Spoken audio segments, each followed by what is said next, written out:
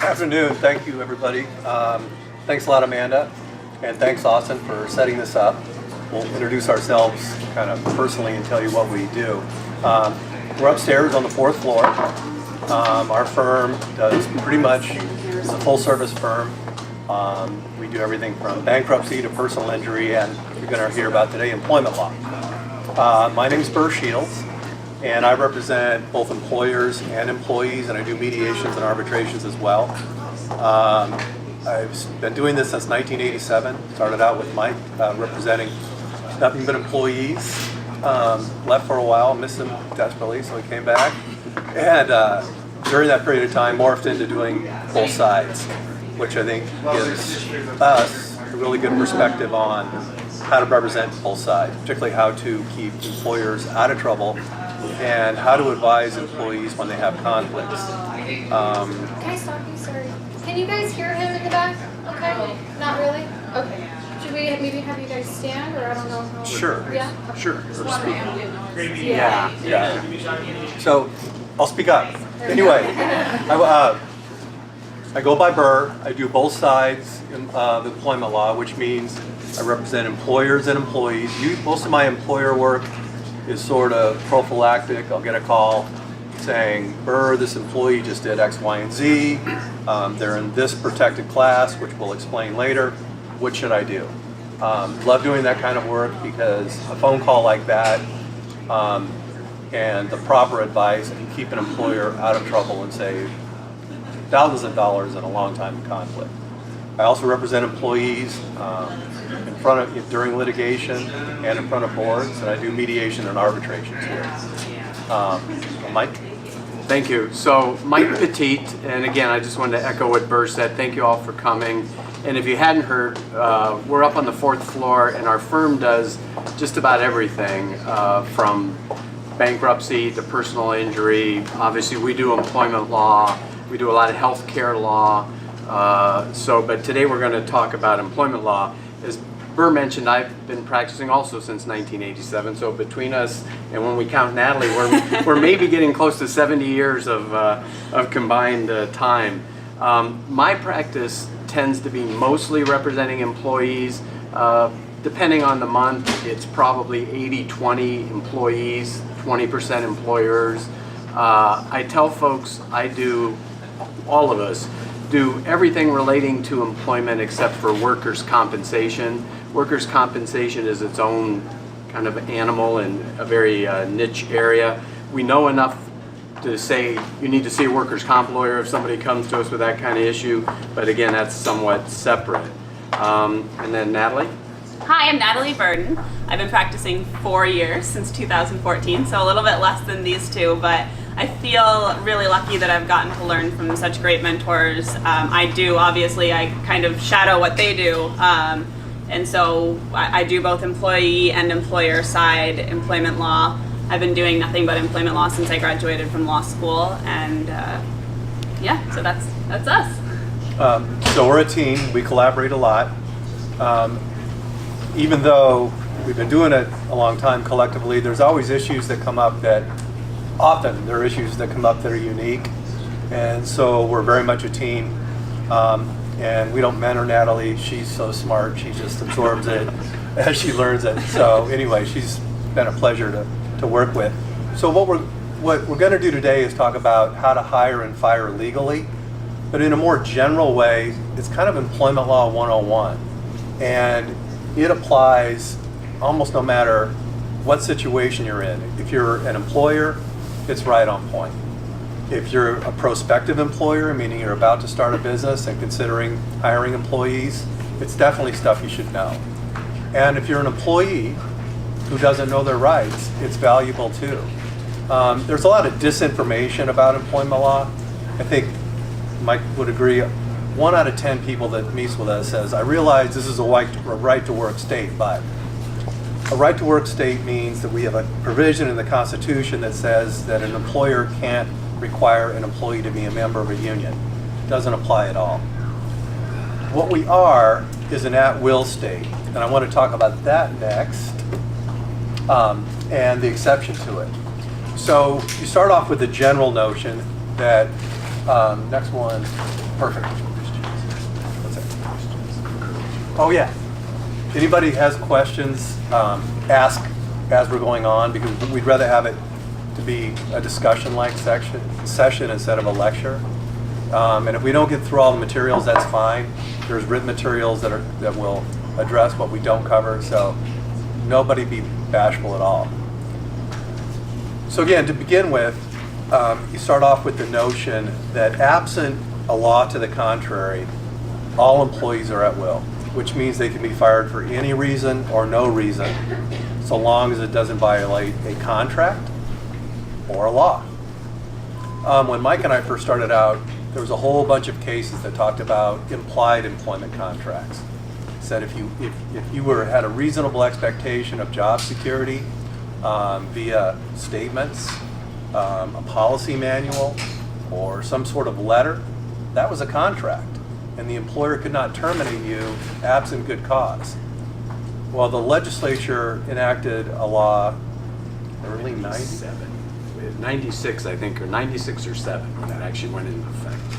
And back then when we were representing employees, we call it the Employer Protection Act instead of the Employment Protection Act. But what it did is it wiped out all the case law that had given employees a lot of rights. Again, the cases that said an employee manual or a letter or even statements of job security could form a contract. Those were wiped out.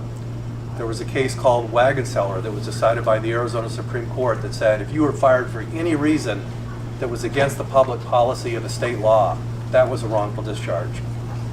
This law wiped it out. So here's what the Employment Protection Act says in kind of an abbreviated form. First, it addresses contracts. And there's only 2 types of contracts that are enforceable in the employment context in Arizona. One is the formal contract that you're probably used to.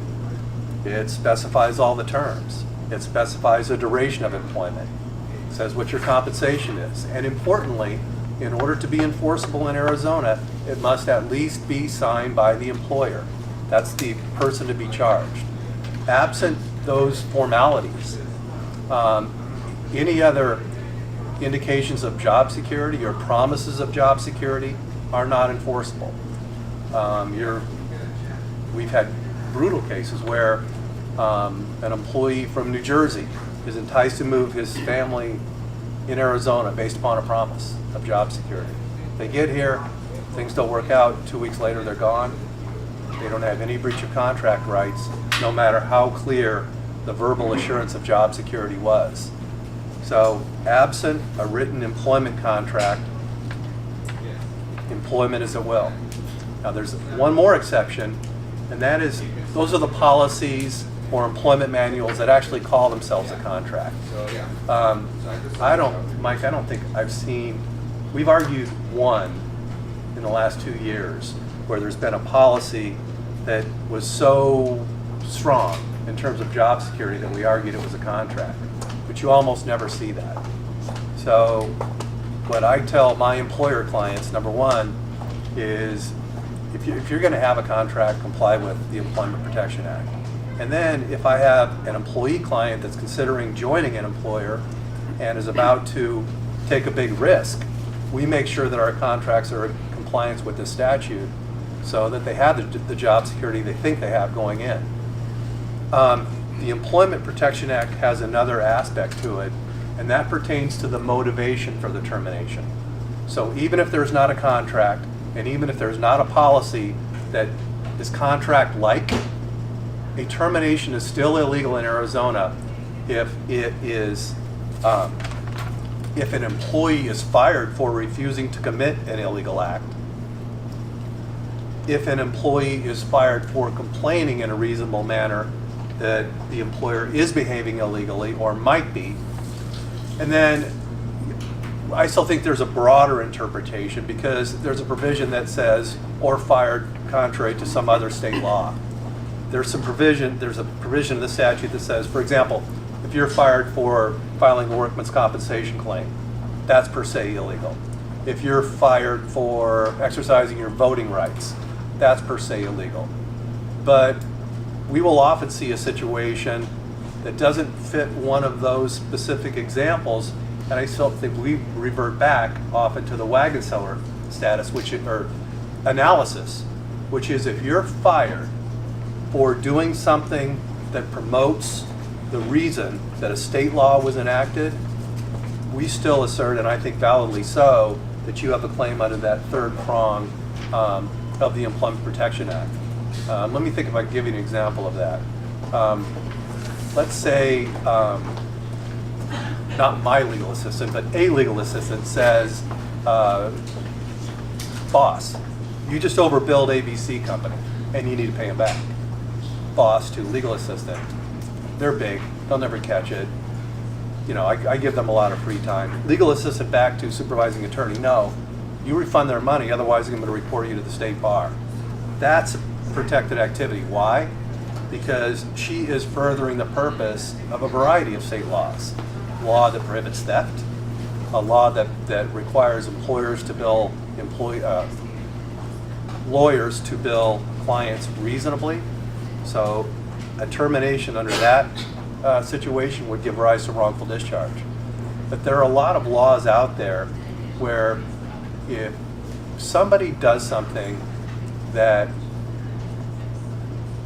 furthers any aspect that we can think of that a reason was enacted, we can make a credible argument that it's still a violation of the Employment Protection Act. So we can analogize back to some of those prior cases. I'll turn it over to Mike now for other illegal motives based on other laws, but anyone have any questions over sort of the state laws that have the specific requirements for contract formation or the prohibitions for wrongful motivations based upon violations of state laws? That's what we see 50% of the time. Mike? And as Burr said, certainly at any point as we're talking, don't hesitate to ask questions. One thing to follow up on what Burr said, under that Employment Protection Act, folks, it's a somewhat short statute of limitations. So from either side, the employer or the employee, something to keep an eye on. The employee has to bring that claim within 1 year of notice of the cause of action. Let me talk a little bit, if you don't mind, about wrongful motivations. And there, it's in your handouts, and if you go to the next slide, thank you. There are two really major types of protections that you need to know from either the employee or the employer side, and it'll impact hiring and firing processes. If you remember, as Burr said, you know, I probably tell 6, 7 out of 10 people I have to meet unfair, unethical, maybe even immoral, but not illegal. We're very limited in Arizona about what's illegal. Well, one of the main areas are folks that are in a protected class. So you can't treat people differently, discriminate against people because of either their race, their national origin, sex, age. There's a whole laundry list of them, and some of them are cited in the materials we provided to you. So if, in the next slide, if somebody's going to bring a discrimination claim, they have to first meet the basic elements of that claim. The basic elements of the claim are they're in one of those protected classes we talked about. They're of a certain sex, race, minority, and they have some protection under some of these laws. Next, the individual has to be performing their job satisfactorily, or if it's applying for a job, they have to be qualified for the job. And then the third thing is they have to have suffered some kind of adverse action. They didn't get the job. They were fired. They were demoted. They got a poor performance review. So that's the, I'm sorry if you go back one. Thank you. So that's the basic elements if somebody was going to raise a discrimination claim. Burr has used this kind of analogy before, and I think it's appropriate. So that's like it's like a tennis match. That's the first shot over the net for an employee to have the basic elements of the claim. The ball then goes to the employer, and as we have up there, the employer has several primary defenses to say, oh no, it had nothing to do with an illegal motivation. I had a legitimate business reason. Or it would have been an undue hardship for me to hire you because I was going to have to reconfigure my business or the job. Some of the classic defenses are it's a layoff, right? We're laying several folks off. It has nothing to do with one of your protected class issues. Or it's the more typical that we'll see, it's a performance. The person is not performing well and we've decided to let them go. And certainly within your right, and one of the only restrictions would be if you're taking some action for one of these discriminatory reasons.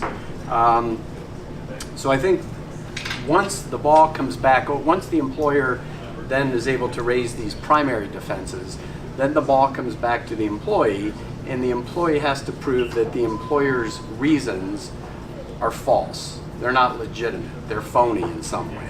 And so that's kind of the tennis match of a discrimination claim for folks. So that's one of the main areas of a wrongful motivation in the work setting. Somebody who's in a protected class, you certainly can't take action against them for that reason. The next one is anti-retaliation protections. So this has become probably a very big area of the law. It strikes people in the gut, judges, juries, if somebody's being retaliated against. So retaliation here, it's only illegal retaliation if an employer takes some materially adverse action. Again, that's the demotion, the discharge, and they take that action because the employee has asserted some rights. Some of the typical ones we see, the employee comes in and complains to the employer about sexual harassment. Sometime soon after, they're demoted or they're terminated.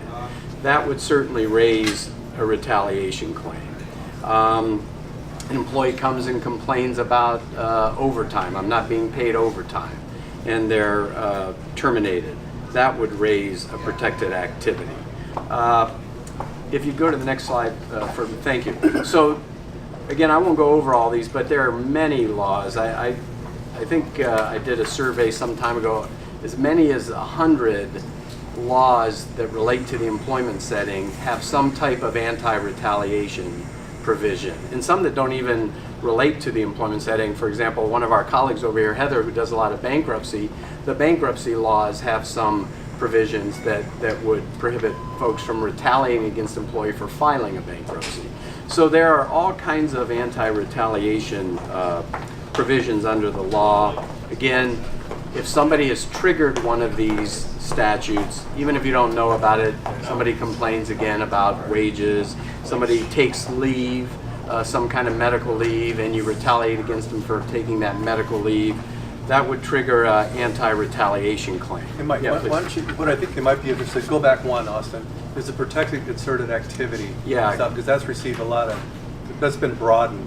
So if you look at E there, there's a federal law, the National Labor Relations Act, and most folks think it only applies to people who are actually in unions. But as Burr said, that has really been a developing area. I know Natalie and I have had a couple, and another colleague of ours have had a couple. So it actually protects folks even if you're not in a union. If folks come to the employer, one or, well, typically you need two, or somebody coming on behalf of the group of employees and says, hey, we don't like the hours we're working, or we think this is an unsafe work environment, and you take some action, this federal law, the National Labor Relations Act, and that agency that enforces that law has been very aggressive recently in enforcing folks' rights. The positive for employees, the negative for employers, and Burr's represented some of those, is it moves fast. That process really moves fast. The employee doesn't need a lawyer for the process, and the agency is pretty aggressive in trying to assert those protections on behalf of employees. Unless saying the social media stuff too. Well, under that act, you need to, yeah. So this agency and this law has been looking very closely at several things. One, employers trying to prohibit, and Natalie will talk a little bit about this, employers trying to prohibit employees from posting things on social media, saying things negative about their employer on social media. This agency has really been gung-ho in trying to restrict the rights of employers to do that. It's been very aggressive in trying to prevent employees, and this is something we used to see all the time in handbooks. Somebody would have something in their handbook, we don't want you sharing your wage information with other employees. We don't want you talking about that. Well, that's a per se violation of this same law. And again, this agency has been very aggressive in enforcing those rights. If you could go back, thank you. The last thing before we move on to the next section is, so how do you establish, if you're an employee or if you're an employer, what do you have to be concerned about for establishing a retaliation claim? So what the law has said is that if you're taking the action you take against this employee, but for this retaliatory motive. So in other words, and it's in our handout, but for means even if you have multiple reasons to do what you're doing, if the action would not have happened except for the retaliatory motive, the fact that the employee came and complained about wages, complained about sexual harassment, then that employee meets the standard. How the courts have framed the issue is kind of the last straw, right? You got all kinds of reasons why you might not like this employee and maybe want to fire him, but if the last straw was she came to you and complained about sexual harassment, well, that's illegal. Or the other way courts have framed it is it's kind of the last tipping point. You know, again, there are all these reasons why you may want to act against this employee, but if the primary or the but-for reason is something implicated by these statutes, then that would be illegal. All right, any other thoughts or questions about those things till we turn it over to the hiring process? I've got a quick question. I'm not sure Please. if you'll address it later, but No, please. Are you aware of any cases where a discrimination suit's been filed in HR regard for a behavioral assessment as in the primary case or supporting evidence for a lawsuit? Discrimination in general and with protected classes. Sure, just so I'm clear, are you saying that HR has asked the person to do some Where type an of... employee or someone who's been harmed, Right. saying that I wasn't hired because of behavioral assessment or because of some other type of assessment? Yeah, certainly. In fact, Natalie, I don't know if we're going to touch on that in detail, but there's some cites to things. There are certain laws that typically would prohibit you from having an employee or a prospective employee even take those kind of tests. So generally, you're not even permitted to take those, absent some very limited kind of exceptions, pilot jobs, firefighter jobs, police jobs. Some of those areas you could do that, but generally that would provide somebody with some type of cause of action. Yes, sir. As far as this social media, Could you speak up? I'm sorry, just a bit. Really common question we get from both employees and employers. And do you want to try to touch on Do you mind? No, please. Just because Yeah. I'm doing it right now. Sure. So there's this National Labor Relations Board is the board that enforces the National Labor Relations Act, the law that says that you can't punish employees for engaging in this protected concerted activity. There's a decision called Boeing that has 3 different kind of levels. Level 1 is you just tell employees that you cannot say anything unprofessional, vulgar, or anything like that on social media. That's per se fine. Level 3 per se no is you cannot post on social media anything about wages, terms and conditions, anything general like that. That's per se illegal. Then there's this level 2, which says, it's kind of a balancing test. If the employer's interest in protecting its information, its business strategies, whatever, outweighs the employee's interest in alluding to terms and conditions of employment, that's okay. But it's that level 2 area where it gets very murky. 1 and 3 is clear, 2 is really kind of a balancing test. So before we ever draft policies that an employer will want, we'll try to dovetail it to their business, but we'll make it extra clear that we'll throw in at the end. Despite all of this does not prohibit you from discussing issues that could be considered protected concerted activity. I don't know if that's more confusing than clarifying. so specific example, if we sign an NDA with a potential client, right? And then some lower level employee gets word of that and hopefully shoots that everybody corporation under NDA, who's the violation actually? So, yeah, pardon me? You'd say no, none, right? No protection For the Yeah. employee. For the employee, yeah. I think you would be. There's some. This is one of the areas where it's frustrating to be a lawyer because there aren't, as Bert said, the first and the third area are pretty black and white. That middle area. So, for example, if your employee's divulging the secret formula to Coke, right? That's an easy one. That's illegal. That's improper, and you could take action. It's those gray areas. In your example, though, I think you'd be safe. And the employee would not have any protection. Any other questions before we move to the next section? Bert, so we're going to talk now a little bit about the hiring process, and if you could go to the next slide for us, please, and then Bert, you're going to talk a little about The background checks. please. So this is a landmine for employers because most don't realize that there is a law that regulates background checks, and it's the Fair Credit Reporting Act, which you wouldn't think really applies. The Equal Employment Opportunity Commission also regulates background checks, and here's how it works. Before conducting a background check, you must obtain pre-authorization from the employee to do it. And you get the information back. Then before you take any action against the employee for whatever you've discovered, you have to sit the employee down and give them the opportunity to explain, is this record accurate? What really happened? That's just under the Fair Credit Reporting Act.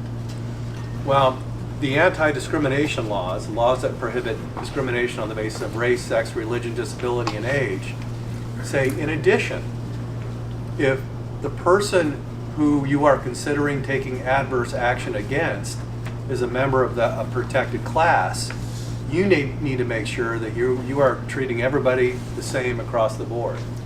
So it's designed to prohibit, frankly, minorities being treated more harshly or coming up with a criminal background check, because it's a disparate impact analysis that we can talk about more. But that, in my view, the EEOC guidance requires you to give the employee the same opportunity to explain, what happened, why did you do it, how long ago, and then I think, you tell me if you have the same opinion, Mike, the employer has to be able to prove that the decision to not hire the employee is reasonably related to some important interest. Yeah, I would agree. By the way, just so you know, one of the handouts is the EEOC guidance on the hiring process. And so that's, again, been very valuable to our employer clients. And even from the employee side, it gives us some information to look at when we're crafting or thinking about claims. And that, I think, then leads to Natalie talking a little bit about the job application and that type of process. So there's a couple pitfalls for employers on job applications and then the application procedure in general, which I'll get into. The first is when you're putting together a job application as an employer, you need to be careful not to include things like boxes or questions, that employees might answer to check, what's your race, what's your religion, or questions that ask about those things. Some of it, obviously some of that seems very obvious to us, but there's a lot of ways that even if you don't include a box that says, what's your sexual orientation, you can ask other questions that could get at some of that protected class issues. So, for example, we typically would recommend that you limit the amount of personal information you seek. One example would be an address, unless you really need to know where a person lives, which you can figure out further down the road. We generally would say don't ask a person for their address. One of the reasons for that is that certain neighborhoods or certain parts of town could indicate to you something about a person's maybe religious background or racial background, things like that. So even though it might seem benign on the surface, something like asking a person for their address right out the gate can give you a headache down the road potentially. We also say don't ever ask for a photo with an application. And also, as a general rule, we would say don't ask about people's social media accounts, so that you can go and scope out their social media before they come in for an interview. LinkedIn, which a lot of us use as professionals, can be especially dangerous with that, because as I'm sure those of you who use LinkedIn know, you can tell when somebody's looked at your LinkedIn profile. So, if your potential employer has looked at your LinkedIn profile, you know that. And so, for a potential employee, they're going to know if you've scoped them out. There is an exception for the social media general rule, which would be, people now, for example, our marketing team, you're going to want to know information about your marketing team's social media presence. How involved are they, and on what social media are they involved in? So for a position that specifically deals with something like that, there's generally not a problem asking for people's social media accounts in that kind of a situation. But as a general rule, we'd say stay away from things like social media, where you could get on there and figure out things about a prospective employee's protected classes. The other thing that we recommend across the board is always include equal opportunity language on an application. It's super easy to plug some of that in at the end or at the beginning, and it can save you a lot of headache down the road. As far as the interview process and questions, a lot of it's the same. But as far as who we would recommend for interviewers, we would recommend having a diverse set of interviewers. So age, race, background, just in general. The more diverse you can make your interview panel, the better. We also advise that you would choose people who are trained in HR and employment issues. They don't have to be your HR person, certainly, but just letting them know ahead of time some of the pitfalls that can come from the interview process is definitely helpful. There's also some potentially innocent questions that can cause trouble. We've listed some of those. So it's illegal to discriminate someone because of their age. So asking questions like what year they graduated from high school or college, asking for a date of birth right away. Another one is if you're married, are you married? What's your maiden name? That can get at somebody's gender or religion, or potentially a Pregnancy Discrimination Act issue. Where do you live? Again, we've kind of already talked about that one. Where you were born is also another one that could get at someone's national origin.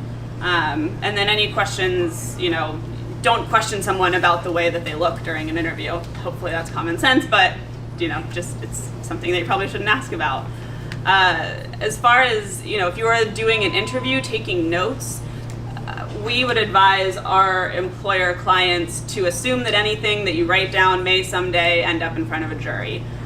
So don't write down anything that could get at somebody's protected class, something about their appearance, guessing about their age, anything like that. Just don't write it down. Assume that it's going to be seen by somebody that you wouldn't want to see it down the road. And then the last thing in the hiring process are reference checks. So again, you wouldn't ask a reference the same kind of questions that you wouldn't ask this potential employee. Don't ask, about the employee's religion. Don't ask about the employee's race, anything like that. And again, we would recommend that you seek general references and avoid asking for references that might relate to a potential employee's social groups or things of that nature, just because, again, that could get you down a path where you're learning information and could cause a headache for you down the road. If I could just, for a couple of points that Natalie, I'm not sure, how long do we go today, Austin? Is it 12:45? Yeah. Okay. Well, the reason I'm raising that, sorry to put him on the spot, is Natalie said something about taking notes that covers all areas of employment. I tell folks, both employee and employer, don't put anything down on paper that you don't want a third party to see down the road, because then all of our cases end up with recordings and notes that folks have taken. A lot of people keep little logs or diaries, or as Natalie said, an employer may make some offhanded comment on his note about an employee, and that's going to 9 times out of 10 show up down the road. So I'd always tell folks to assume any, especially when it's getting kind of dicey in the employment setting from either side, employer or employer, assume every conversation you're having is being recorded too, because the number of recordings that we have, and I don't think we have cases, probably 7 out of 10 cases we have there's a recording by an employee. They've recorded their employer in some way. Go ahead, Austin. Yeah, I was just going to say, building off that, is there some, what you're saying isn't don't take notes, because I'm sure there's times where it's probably a good idea to be taking notes. Very good point. We're going to talk about that down the road, because oftentimes you do want documentation, but right, you want that documentation to be as objective as it can be, and no kind of anecdotal notes. Yeah, Joe. Yeah, I just wanted to point out, you talked about either an employee or an employer, for that matter, recording conversations. I think it's important to note that Arizona, unlike California, is a one-party consent state, meaning that it is perfectly legal to record a conversation without the other person's knowledge, as long as at least one participant in the conversation is aware that it's being recorded. No, Joe makes a great point, because, yeah, so the employee, he knows he's recording, right? He's got the tape recorder or the phone running in his pocket. The employer doesn't have to have knowledge or consent of that, and that's going to be admissible in some kind of legal proceeding down the road. So that's and Joe's right. I know I've done a survey on this. I think about half of the states, the last I looked, have a law similar to us where just one party consent, but others, as Joe said, like California, requires both parties to know that they're being recorded. Did somebody else have a question, or did that answer the question? Okay. So go ahead, Burr. Oh, one thing to add too on what Natalie's saying. So you can prove discrimination via two methods. First is discriminatory intent. I don't want to hire this person because of their race, sex, religion, disability, or age. But another way illegal discrimination can occur is by a policy being applied, which appears to be facially neutral, but that has an adverse impact on a particular protected class. So that again is why the hiring procedures that Natalie is talking about are particularly important, just to make sure that you don't have some policy that was drafted without any discriminatory intent have a discriminatory impact on a particular member of a protected class. I do have a question regarding the notes and recordings. It would seem if the other side, if we assume they're recording, would it not be goofy to record as well? Therefore, I know what actually happened before I hear what happens when their attorney presents it to me. So I'll let Bert, if you're the employer, there could be some restrictions, right? Like the National Labor Relations Act, certainly this one law we're talking about, normally you have to, as an employer, it's a little different standard typically, and you have to let the employee know that you're recording that conversation, typically. By the way, let me say one other thing about recordings that I tell folks all the time. Joe will know this, and Burr and Natalie. We can't, people ask me all the time, hey, should I record this conversation with my employer? We can't advise them as the lawyers to do it. And it does cut both ways, because while it's nice to have that recording, that objective evidence of what happened, I will tell you, judges, my experience, third parties, juries, they sometimes don't like that. They think that's pretty sneaky, and it can come back the other way. So it's, you know, it's something that somebody has to give a lot of thought to before they do So in it. the absence of recording in notes, it's essentially he said, she know. Oftentimes, right? It's what 90% of our cases are about. There's a question of fact. Was the performance? So I thought that recorded. We can play it back, analyze it, and ascribe emotions to facts at that junction. I mean, you can, but I agree with Mike. I don't advise employers to do it, and I don't advise employees to do it, because one of the lessons I think you and I both learned when we were trying plaintiff's cases is that unless your client resonates with the jury, you're very likely to lose. And you know, people still don't like the idea of surreptitiously being recorded. I don't blame them. I think one more thing to piggyback off of that is that also, you know, you might get one sentence of pure gold in this recording, but you're going to have to give context to that when you're sharing it. And so if the rest of the conversation is unfavorable to you, do you really, you know, is that one piece of gold worth, you know, 30 minutes of really not all that helpful and sometimes harmful information? Yes, Mr. Yes, Schenk. Well, adding to what Natalie just said is You want to have it? you also have to keep in mind that you can't pick and choose whether, you know, you produce a recording if you actually get in litigation, because now in Arizona we have mandatory disclosure rules that one of the things you're required to disclose are recordings by other parties or by yourself that are in existence. So you have a affirmative obligation to disclose the existence of the report. So I'll go back to memory, which is so flawed. You also have to be careful too, because Arizona is the one party consent state, but not every state is, depending on where the conversation takes place, which the technology can be anywhere. You could have a conflict of laws issue. That's a good point. Very good point. California is not. California requires both parties. In California, if you report someone without the other party's knowledge, you're guilty of what amounts to wire fraud. Yeah, no, there can certainly be criminal penalties in some other states. Okay, do we want to move then to the firing process, Bert? Sure.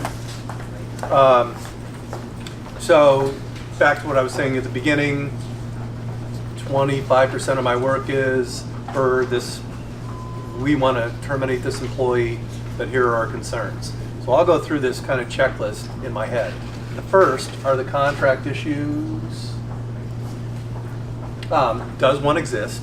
If so, send it to me, and we'll look at it as you describe why you want to terminate this employee, because typically in the contract there's a term and then there's a provision that says you can't fire during the term absent cause, and then cause is defined. So we apply the facts to the definition of cause, and if my employer clients are saying a fact exists before I'm going to advise them to make a termination decision, I'm going to want to see evidence of the fact. I'm going to want something more than a he said, she said. I'm going to want a write-up. I'm going to want a memo or an email. Otherwise, I'm going to tell them to start the process again. Let's see. And then oftentimes, even with cause, there'll be a provision that says you've got to give them notice and the opportunity to cure. I do a lot of physician contracts, and for certain types of cause, we build in that provision. And then next, is there any requirement for severance, either in the contract or in some policy? Because I still apply the old wage statute. If there's a severance policy, the employee is entitled to receive that severance, even if they don't sign a release of claims. So that's kind of my contract checklist. Then the next one. So then, the other one's more complicated. You try to determine whether the employee is in any protected class. Have they engaged in any conduct to further the purpose of the state law? Have they been involved in any investigation concerning a sex harassment case? Because there's provisions in that law that say that if you oppose sex harassment or you participate in an investigation in regards to sex harassment, you're protected. So we will take 20 or 30 minutes just to say, give me the timeline. Tell me everything this employee has done during the past couple of months that could possibly place them in any protected class. And it's only after we exhaust this process would I give the thumbs up to terminate.